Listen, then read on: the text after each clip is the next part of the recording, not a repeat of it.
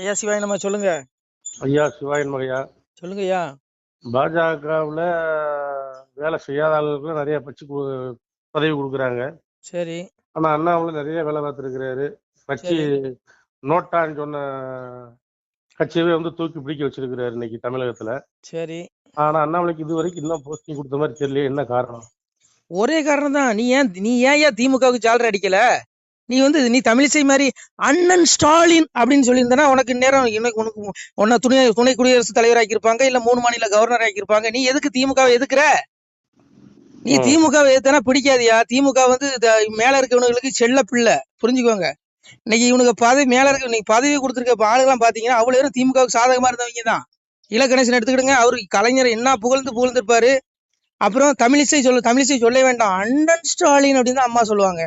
அப்புறம் இவர் சிபி ராதாகிருஷ்ணன் சொல்ல வேண்டாம், நேத்தே சொல்லிட்டாரு பாத்தீங்களா? அதாவது முதல்ல எனக்கு ஆளுநர் பதவி வந்தது சன் டிவி வாயிலாக தான் தெரிந்து கொண்டேன். சன் டிவில தான் போனே போட்டாங்களா? யாரு? சிபிஆர் சொல்றாரு, சிபி ராதாகிருஷ்ணன் துணை குடியரசு நேற்று பப்ளிக்க மேடையிலே சொல்றாரு. அண்ணாமலை உனக்கு ஏன் தேவையில்லாத வேலை? நீ எதுக்கு திமுக எதுக்குற? இவங்களை போல நீயும் ஜாலர் அடிச்சுட்டு போ, உனக்கு பெரிய பதவி கொடுப்பாங்க. நீ எதுக்கு திமுக எதுக்குற? திமுக ஃபைல் ஏன் வெளியிடுற? திமுக எதிர்த்தா மேல இருக்க பாஜக காரனுக்கு பிடிக்காது. ஏன்னா அவன் திமுக அவனுக்கு செல்ல பிள்ளை.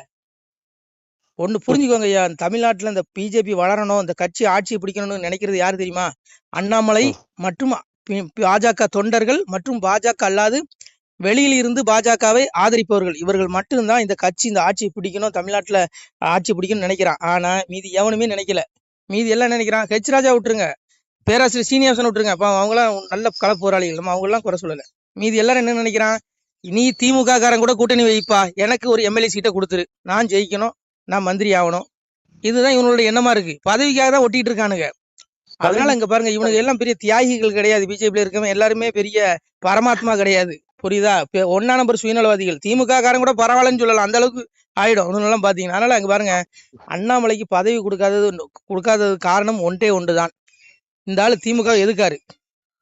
இவங்களை போல நீயும் திமுக ஆதரி, உனக்கு நாளைக்கே பெரிய பதவி கிடைக்கும். நாளைக்கே மோடி பதவி விலகிட்டு பிரதமரா நீ இருந்துக்கிட்டு கூட சொல்லிடுவாரு, புரிஞ்சுக்கோங்க, அந்த அளவுக்கு இருக்கும். ஆனா அங்க பாருங்க, இவனுக்கு எப்படி தெரியுமா? இவனுக்கு எல்லாம் ஒண்ணு குடிக்குவான். அந்த பெரிய பெரிய தலைவர்கள் எல்லாம் திமுக, கம்யூனிஸ்ட் எல்லா கட்சிக்காரன் கூட ஒரு கல்யாணம் கட்சினாலும் சேர்ந்துக்குவான். ஏதாவது ஒரு மரணம் நடந்துட்டு அதுலயுமே ஒண்ணு குடிக்குவான்.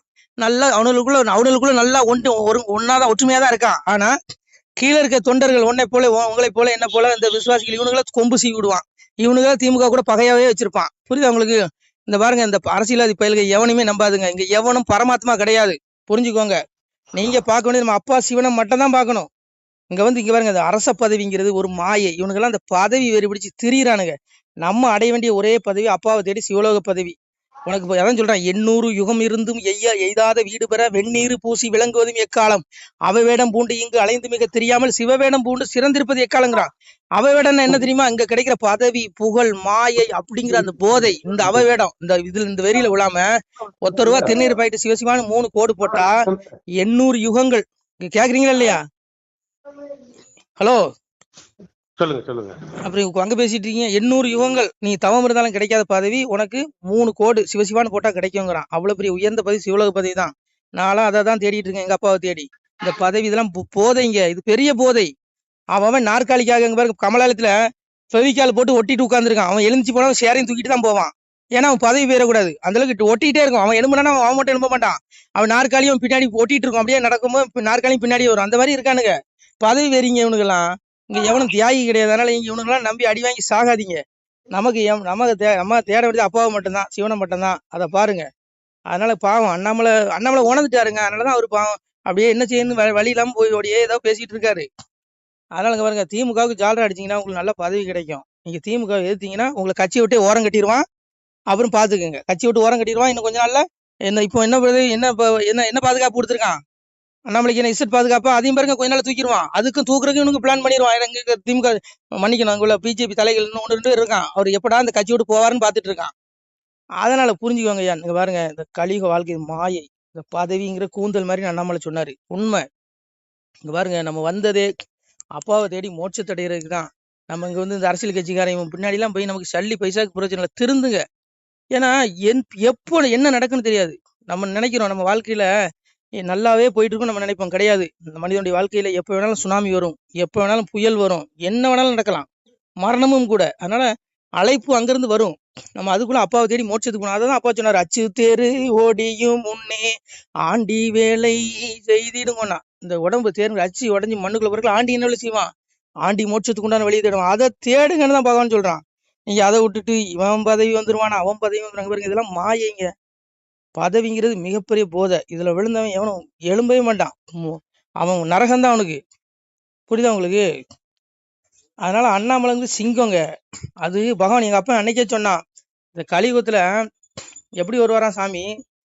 அதாவது கூட படைகளை கூட்டிட்டு வர மாட்டாராம். ஆனா அந்த கலிப்பயல்களோட குறும்பு அடக்குவாரா. அதான் சாமி சொன்னான், கூட படைகள் ஒன்றில்லாமல் குறும்பை அடக்க வந்தவராம், சாட தலையாரி ஒன்றில்லாமல் சதைக்க வந்தாரோ கலிதனையும். யார்? அன்னை கலைவாணி பாடுற தாள். கல்வி கடவுள் இருக்காரு சரஸ்வதி, அவா தாளாட்டுறா சாமிய.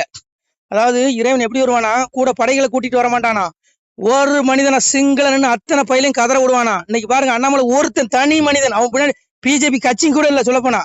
ஆனா தனியா இன்னைக்கு பாருங்க, மொத்த திமுக எவ்வளவு பெரிய மந்திரிகள், எவ்வளவு பெரிய ஆளுகள் எல்லாத்தையும் கதற விடுறாரு, தூக்கம் இல்லாம ஆக்கிட்டாரு. இது இறைவனோட அவதாரமா கூட இருக்காளாங்க. நான் சொல்லல, சாமி சொல்றான் பாருங்க, கூட படைகள் ஒன்று இல்லாமல் குறும்பை அடக்க வந்தாராம். குறும்புனா என்னுடைய அகங்காரத்தை அடக்க வந்தாராம். வரும்போது எந்த படையும் கூட்டிட்டு வர மாட்டாராம். அன்னைக்கு கிருஷ்ணனா வரும்போது கூட ஒரு சேனை வச்சிருந்தாரு, படைபலம் வச்சிருந்தாரு, நாராயணி சேனைன்னு. இங்க ஒண்ணும் கிடையாது, மனுஷன் ஒத்த மனுஷங்க மொத்த பேர் கண்ணிலையும் விரல விட்டு ஆட்டுறானா, அதுதாங்க இறைவனோட அவதாரமா கூட இருக்கலாங்க. புரியுதா உங்களுக்கு? அதனால இவனுடைய குறும்பு அடக்க வந்தது இறைவனா கூட வந்து அனுப்பிச்சு விட்டுருக்கலாம். அதான் சாமி அன்னைக்கு எங்க அப்பையும் சொன்னான், இந்த கலியுகத்துல இந்த பாவிகளுடைய அக்கிரமத்தை அடக்க என்னுடைய தூதன் அனுமனை அனுப்புவேன்னா. சாமி அதான் சொன்னான், நல்ல நினைவோர்க்கு நாள் எத்தனை ஆனாலும் பொல்லாது வராது புவி மீதில் வாழ்ந்திருப்பார், நாட்டில் ஒரு அனுமன் நல்லவனை நாணயச்சி கோட்டி செய்துரைப்பேன் கோமகனே உன்காலம். அனுமன் அனுப்பிவிட்டு இந்த பயல்களுடைய குறும்பு தனத்தெல்லாம் ஒடுக்குவாரான். ஏன் அனுமனுடைய அவதாரமா இருக்கக்கூடாது அண்ணாமலை? சொல்லுங்க. நான் சொல்லல, சாமி சொன்னது. இந்த கலியுகத்துல இவனுங்களாம் இந்த ஆட்சியாளர்கள்லாம் எப்படி தெரியுமா, பதவி உனக்கு எனக்குனே அடிச்சுக்குவானுங்களாம். இன்னைக்கு அடிச்சுட்டு கிடக்கான்ல, இந்த காலத்துல என்னுடைய தூதுவன் அனுப்பினாரு சாமி. இன்னைக்கு இருக்கா இல்லையா? சாமி அதான் சொன்னா, முறை தப்பி ஆண்ட முகடன் வெறுநீசன் குறை நோவு கொண்டு கூடி இறப்பான் உன் காலம், அதிலே சில பேர் அரசு பதவி உனக்கு எனக்கெனவே விதியை அறியாமல் வெட்டி கொண்டே மாழ்வான். பதவிக்காக வெட்டிட்டு சாகுறானுங்க. சட்டசபைக்குள்ள அடிச்சுக்கிறான், சண்டை போட்டுக்கிறான், பார்லிமெண்ட்ல டேபிள் போட்டு உடைக்கிறான். என்னையா இது? இதாயா களி கொடுமை? அதான் சாமி அன்னைக்கு சொன்னான், இந்த கலியுகத்துல எப்படி இருக்குமா, சங்க கூட்டம் இல்லையடா சரச கூட்டம் இக்களியில் கொம்பன் குழு வென்றறியாமல் குதி போடுகிறார் இக்களியில். எப்ப பவன் பரம்பொருள் சொல்றான், களியில சங்க கூட்டம் இருக்காது, சரச கூட்டம்னா. இவனுங்கெல்லாம் என்ன அமைதி ஆட்சி பண்றானுங்களா? சொல்லுங்க. ஒருத்தனுக்கு ஒருத்தன் அவன் இவனை குறை சொல்றான், இவன் அவனை குறை சொல்றான். என்னமா இவனுக்கு எல்லா பையனும் யோக்கியம் மாதிரி. இங்க பாருங்க, இங்க எவனும் யோக்கியம் கிடையாது, எல்லாம் பதவி வரி பிடிச்சவனுக்கு தான். இல்ல திமுக காரன் என்ன, பிஜேபி காரன் என்ன? சொல்லுங்க. ஏதோ அண்ணாமலை மட்டும் தனியா வந்தாரு, பதவி ஆசை வேண்டான்னு அவரையும் உரம் கட்டிட்டானுங்க. இதாங்க நடக்கும், புரிஞ்சுக்கோங்க. இங்க எவனும் யோக்கியம் கிடையாது. சாமி அதான் சொன்னாரு, அன்னைக்கு மன்னராட்சியில அரசபைன்னு அப்படி இருந்து சங்க கூட்டம், ஒரு ஒரு குண்டூசி விழுந்தாலும் சத்தம் கேட்கும், அவ்வளவு அமைதியா பொறுமையா என்ன நாட்டுனாரோ என்னங்கிறத எடுத்துரைப்பாங்களாம். இன்னைக்கு இருக்குதா? இவன் அவனை குறை சொல்றான், அவன் இவனை குறை சொல்றான். எவன் ஏன் யோக்கியம்? கலியுகத்துல எவனும் ஹலோ சொல்லுங்க சொல்லுங்க. அதனால இன்னைக்கு புரிஞ்சுக்கோங்க, இங்க இப்படிதான் இருக்காங்க. பக்கத்துல டிவி சத்தம் கேக்குது இல்ல இல்ல. அதனால இப்படிதான் இருக்கும். இல்ல அண்ணாமலை என்ன பண்ணுவார் பாவம்? என்ன பொறுத்தவரை அண்ணாமலை ஏற்கனவே சொன்னாரு, பதவிக்கிறேன்னு கூந்தல் மாதிரி நான் மாடு மேய்க்க போறேன்னாரு. என்ன பொறுத்தவரை அண்ணாமலை வந்து இவனுங்க கிட்ட கடந்து மாரடிக்கிறதுக்கு செவனேன்னு போய் ஆடு மேய்ச்சிட்டு செவனேன்னு அவருடைய ஆத்மாவுக்கு உண்டான அந்த வேலை செய்யலாம், ஆத்மா தேடலுக்கு போயிடலாம். இதெல்லாம் மாயைங்க, அது அவருக்கே தெரியும். அவரே நிறைய இடத்துல பகவத்கீதை பேசுறாரு, அவர் ஞானம் பெற்ற மனிதன் அண்ணாமலை. அதனால இங்க பாருங்க, அவருக்கு தெரியும் பதவிங்கிற கூந்தல் மாதிரின்னு. பெரிய பதவி சிவலோக பதவி தாங்க, எங்க அப்பனுடைய வைகுண்ட பதவி தாங்க. அதான் எங்க அப்பன் சொன்னான், பாக்கியம் கொடுப்போம் நாமும் பலனுடன் வாழுவோர்க்கு நோக்கிய கருணையுண்டாம் நோயிலாதிருந்து வாழ்வார், தாக்கிய வாசகத்தின் தன்மையை நம்புவோர்க்கு பாக்கிய வைகுண்ட வீடு வந்தவர் வாழ்வார் தாமே. 14 உலகம் அழியும், வைகுண்டம் அழியாது. ஏன்னா நித்திய உலகம், அதான் ஆத்ம உலகம். அங்க போனாதான், இந்த வைகுண்ட வீட்டுக்கு போனாதான் நித்திய வீடு. அந்த வீட்டுக்கு போனா அந்த ஆத்மா உயிர் அடையும், பேரானந்த நிலை அடையும், மீண்டும் பூமிக்கு திரும்பி வராது, 84 லட்சம் பிறவி எடுத்து சாகாது. அதை தேடிக்கோ. அதான் சாமி சொன்னா, பாக்கியம் கொடுக்கும் பலனோட வாழ்வு நோக்கிய கரையுடன் நோயே வராது. எங்க அப்பாவுடைய திருவாசகத்தை கேட்டா நோயே வராதுங்க. அதான் சாமியை சொல்றாரு, தினமொரு நேரம் எந்தன் திருமொழி அதனை கேட்டால் பனிவெள்ளம் போலே பாவம் பறந்திடும் நிசமே சொன்னோம், கனிமொழி சோதிவாக்கும் கையெழுத்தாதி நோக்கும் துணிவுடன் கேட்டோருற்றோர் தொலைத்தனர் பிறவிதானே. உன் பிறவி தொலைஞ்சிரும். நீ சிவன் கோயில போய் உருண்டு கும்பிடாண்டாம், பெருமாள் கோயில போய் புரண்டு கும்பிடாண்டாம். எங்க அப்பாவுடைய திருவாசகத்தை உனக்கு பாட நேரலையா விட்டு காதுல கேளு. தினம் ஒரு நேரம் ஒரு திருமொழியை காதுல கேட்டாலே உன் பாவங்கள் மன்னித்து உனக்கு நித்திய வீடு, உனக்கு ஆத்ம விடுதலை கிடைச்சிடும். பெரிய விடுதலை. நீ இந்த இறப்புக்குரிய மண்ணுலகில இருந்து விடுபட்டுருவ. உனக்கு துன்பத்திலிருந்து விடுபட்டு பேரானந்த நிலைக்கு உன்னுடைய ஆத்மா எடுக்கப்படும். இல்லைன்னா நரகத்துல வந்து சாவுவீங்கடான்னு சாமி சொல்றான். அதனால இங்க பாருங்க, இங்க வந்து மிக உயர்ந்த பதவி சிவலோக பதவி வைகுண்ட பதவி தான். பிரதமர் பதவி கிடையாது. பிரதமர் பதவி போதை. அது வந்து எப்படின்னா இந்த பதவி வெறி, அந்த நாற்காலி பிடிக்கணுங்கிற போதை வந்துடும். யாரா இருந்தாலும் சரி, நானா இருந்தாலும் நீங்க போதை வந்துடும். சிஎம் பதவி அது அதை விட, மந்திரி பதவி அதை விட, எம்எல்ஏ பதவி அதை விட, கவுன்சிலர் பதவிக்கு அடிச்சுக்கிறாயா, பதவி வெறியா. இதெல்லாம் மாயை, பெரிய போதையை விட மோசமான வெறி பதவி வெறி. இந்த வெறியெல்லாம் விடணும். இந்த வெறியெல்லாம் விட்டு தொலைஞ்சிட்டு அப்பாவை தேடுங்க, உங்களுக்கு மோட்சம் கிடைக்கும். நம்ம பிறந்ததே மனித பிறவி எடுத்தது அரிய வாய்ப்பு.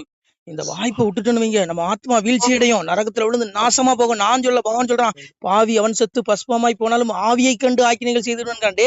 நீ 1000 கோடி ஊழல் பண்ணிடலாம், உன்னுடைய உடல் தாண்டா எரிக்கப்படும். உலகமே இருந்தாலும் ஆத்மா அழியாது. அந்த ஆவியாகி அந்த ஆத்மாவை நான் நரகத்துல நடு கேட்பேன். ஆக்கினை உண்டு, துன்பம் உண்டுங்கிறான். துடிக்கும் பொருளும் என்ன கொப்பரையில போடுவான், புழு நிறைந்த கடல்ல போடுவேங்கிறான். சாமியா தான் சொன்னான், வையகத்தில் கொலை களவு மாது சூது பிறன் மோகம் செய்யாத தீவினைகள் செய்த பேர்கள் உண்டுமானால் அகில கிடங்கில் வாழுகின்ற ஆளி புழுக்கு இறையாவீர். முன்கணக்கும் பின்கணக்கும் முதல் கணக்கும் நான் கொடுத்து கணக்கை எறிந்து விட்டேன், கனகவழி துரத்தி விட்டேன், வாழும் பள்ளி மேல வாசல் ஒன்றை அடைத்து விட்டேன், பட்டம் தனை ஏறுத்து அவர்களை பாராச்சிறை வைத்திடுவன். யார் அப்பா சொல்றான், சிவபெருமான் சொல்றான். இந்த படுபாவிகளை, இந்த ஊழல்வாதிகளை, இந்த அரசியல்வாதிகளை, இந்த படுவாளி எந்த கணக்கும் பார்க்க மாட்டேன். ஏமன் பிடிச்சேன் சிங்காசனத்துக்கு முன்னாடி நிறுத்துமா, இடத்து கையில பிடிச்சி இந்த நாய்களை தூக்கி அப்படியே நரக வாயில வீசிட்டு கதவை மூடுவேங்கிறான். இவனுக்கு எவனும் தப்ப முடியாதுங்க. இதுல அண்ணாமலைக்கு இந்த பதவியே வேண்டாம் நான் சொல்லுங்க. இதுல அரச பதவி பெரும் ஏங்க, இது மோகங்க. இந்த பதவியே வேண்டாங்க. நீ பிச்சைக்காரனா கூட வாழ்ந்துடலாங்க. கோடீஸ்வரன் வாழ் நினைக்காதீங்க. தயவுசெய்து இந்த பதவி வெறி பிடிச்சி தப்பா நினைச்சிக்காதீங்க. ஆத்மாவை இழந்தீங்கன்னா 84 லட்சம் பிறவி ரஜசி பிள்ளையும் கத்துவா கர்மசிங் ஜாயதே ததா பிள்ளைங்க தமசி மூடி ஜாயதேங்க யசுர யோனி 84 லட்சம் பிறவி எடுத்து பிறந்து சாகணுங்க. ஒரு பிறவில இந்த மனித உடல்ல இந்த ஜீவாத்மா என்ன பாடுபடுது, ஒரு நாளைக்கு எவ்வளவு வேதனை அனுபவிக்குது. அப்போ நீ 84 லட்சம் பிறவி எடுத்து செத்தன்னா எவ்வளவு வலி. மரணங்கிறது பெரிய ரணங்க.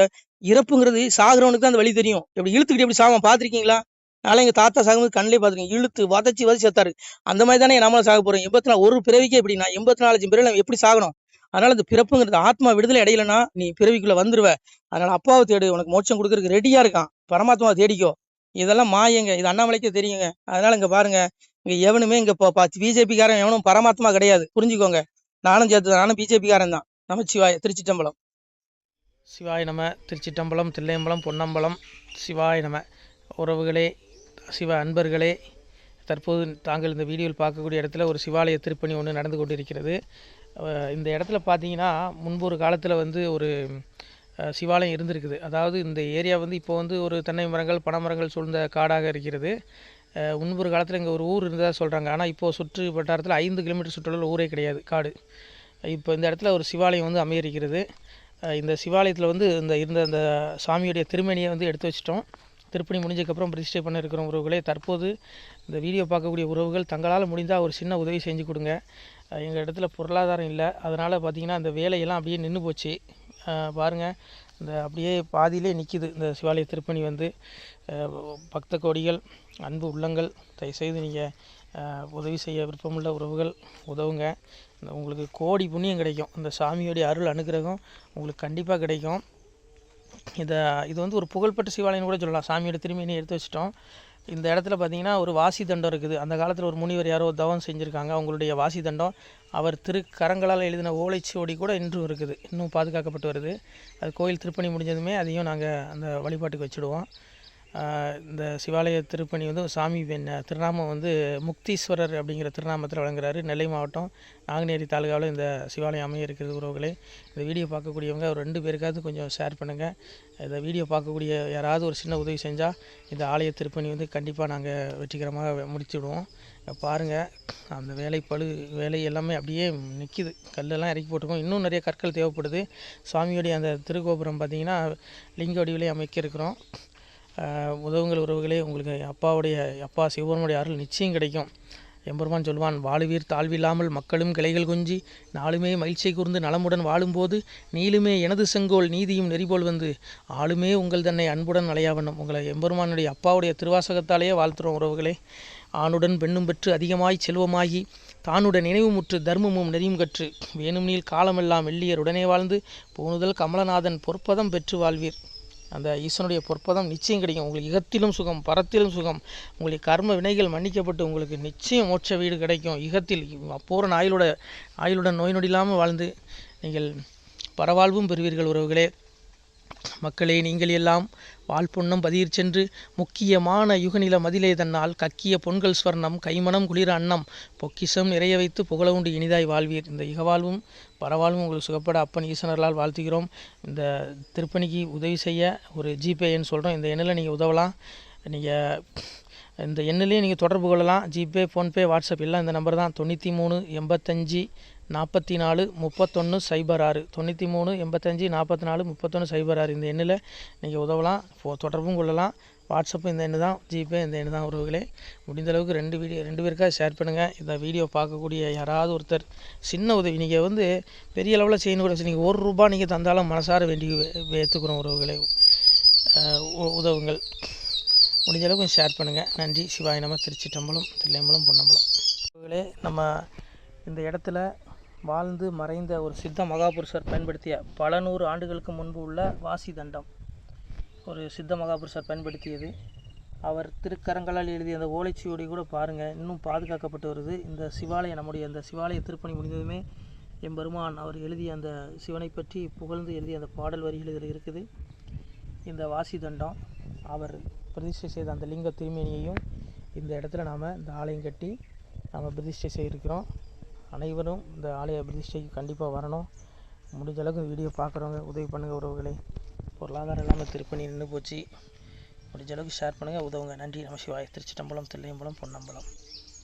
இந்த புண்ணிய பலன் தங்களுக்கு உடானபடியாக வரும் உறவுகளே. நம சிவாய.